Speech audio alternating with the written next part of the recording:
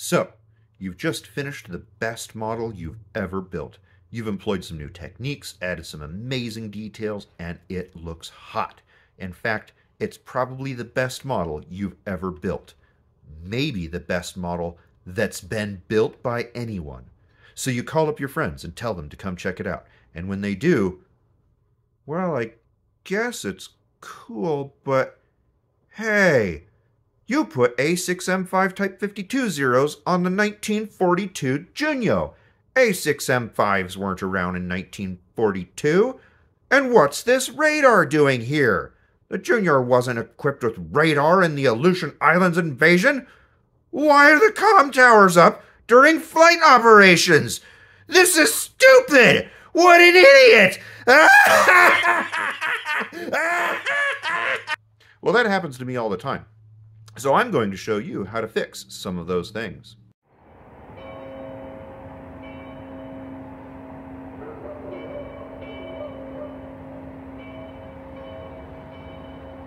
So the Junyo I'm actually going to leave alone. I actually, if you believe such things, consciously made those mistakes. The zeros aren't really noticeable unless you know how to look for it. And the island looks way more interesting with the bed spring radar, so I put it there understanding that it was anachronistic.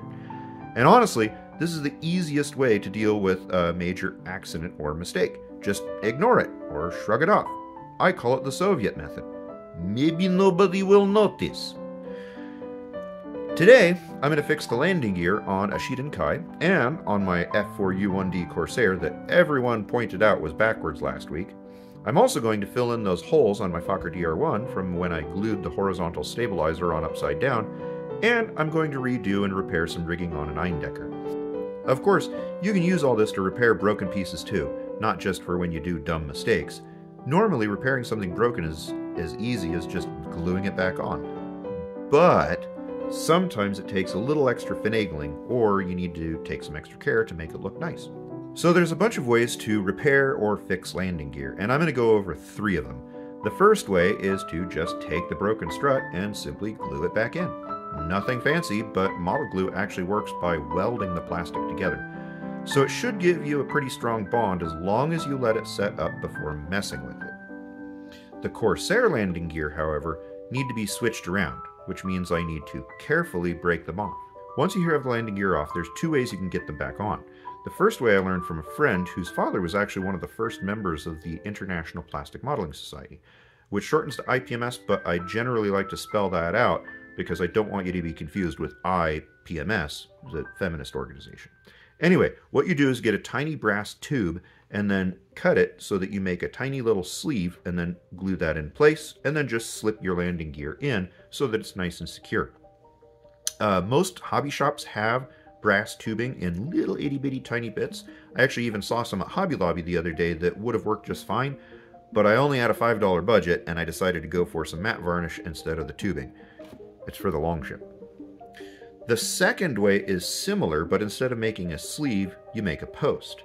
I start by stretching some copper wire, then I drilled some holes into the landing gear strut, and then I cut the copper wire into tiny little pieces, and then super glue the little wire pieces into the strut.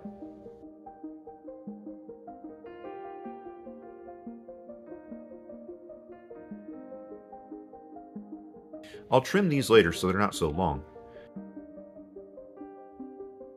Then I drilled out the contact point in the gear well.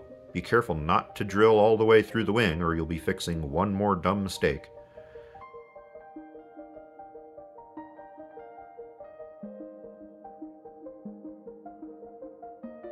Then just glue the landing gear back in place. Make sure it's not still backwards.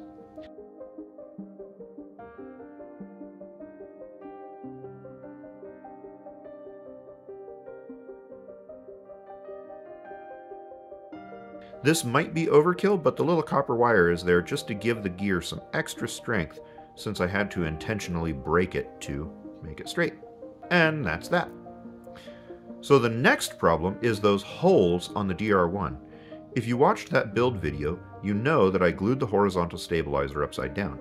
So those holes are supposed to be where the tail struts connect.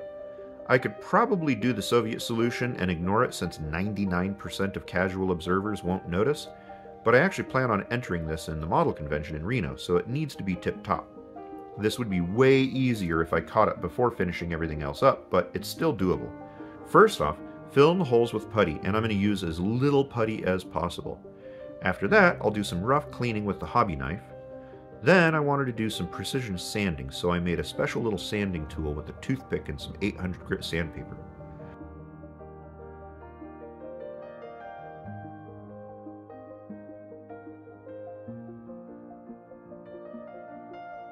Once I've got my sander, I very carefully smooth the putty area, making sure to blend as best I can with the surrounding area without screwing anything else up.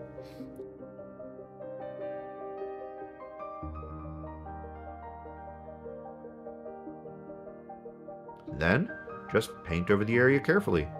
If you've got an airbrush, be sure to angle away from the rest of the model or mask it properly. You can do this with a normal brush, but airbrushing makes blending a lot easier.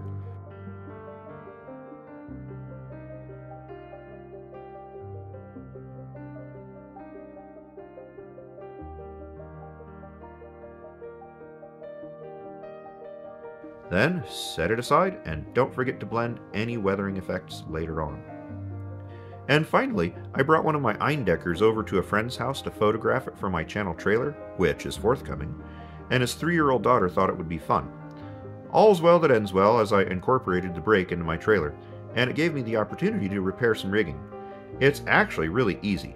Just glue the wing back on if you need to.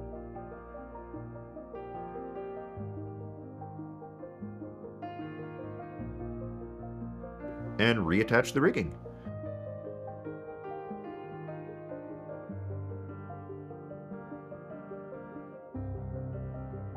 You may have to remove some that is foobarred, but then just replace it once it's gone.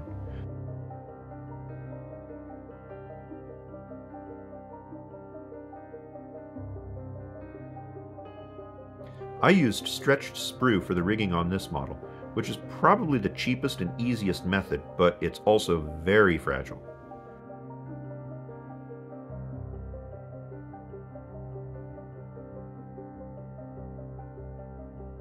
And voila! Good as new.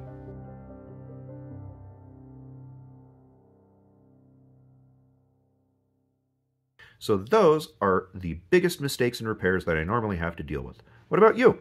Let me know in the comments what your biggest mistake you've ever made was. Don't say marriage. We all love our wives. And if you found this helpful, hit the like button for me, would you? And if you didn't like it, please hit the dislike button, but also let me know why you dislike it in the comments below. If there's something I can do to improve, I'd like to know about it. And finally, if you've been here a few times, why not subscribe? I publish a new video every Wednesday at 5:30 p.m., and I'd love to share more of my work with you. I've got some cool plans coming to fruition very, very soon. With all that said, I wish you joy in your lives, and I hope to see you again soon.